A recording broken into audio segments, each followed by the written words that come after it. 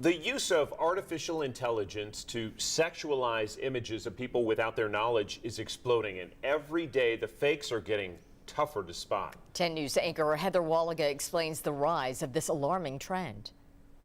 John and Robin, studies show 98% of all deepfakes online are sexually explicit, most of them targeting women.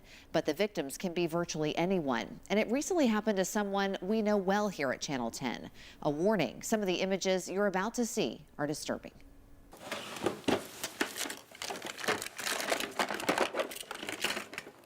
The morning routine looks a little different for former WBIR anchor Abby Ham.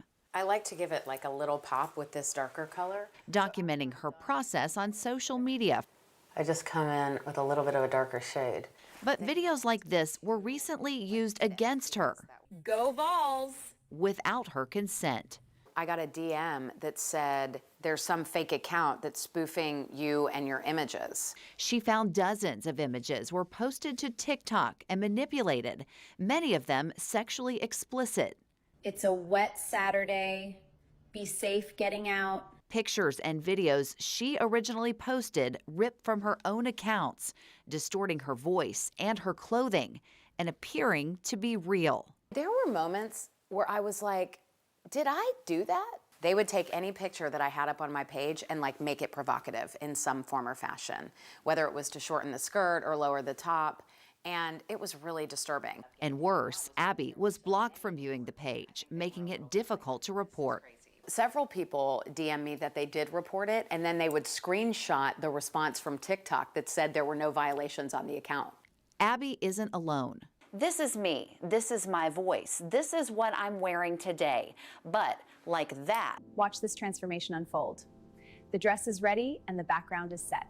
How do I look? We receive probably multiple complaints a week that involve them. FBI Special Agent Mark Miller investigates these types of crimes in the Knoxville area. He says the use of explicit deep fakes has skyrocketed, and creating them is easier than ever. It used to be that you needed a supercomputer to conduct these types of operations, but now you can do it with a device that's simply in your pocket. As technology becomes more advanced, spotting what's fake is getting harder. Last year, Congress passed the Take It Down Act, making it a federal felony to distribute non-consensual intimate images, including deepfakes. Social media platforms are now required to remove reported content within 48 hours. And now lawmakers are pushing it further.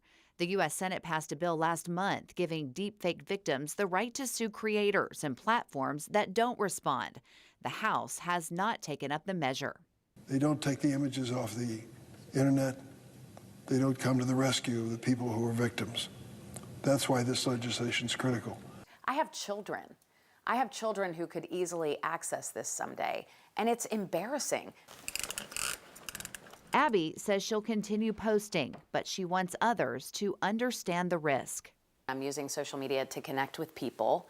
I don't want to stop that because some pervert out there is making fake images. I decided to go with this mage white button-up. I just want to make sure that everyone is aware that this is happening. This could happen to you, and we need to take action now.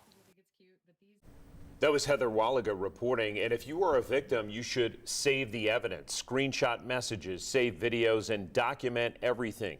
You need to report it right away to whatever social platform is hosting it, and go even further by contacting federal authorities, and we do have a couple of links and explain how to do that at our website.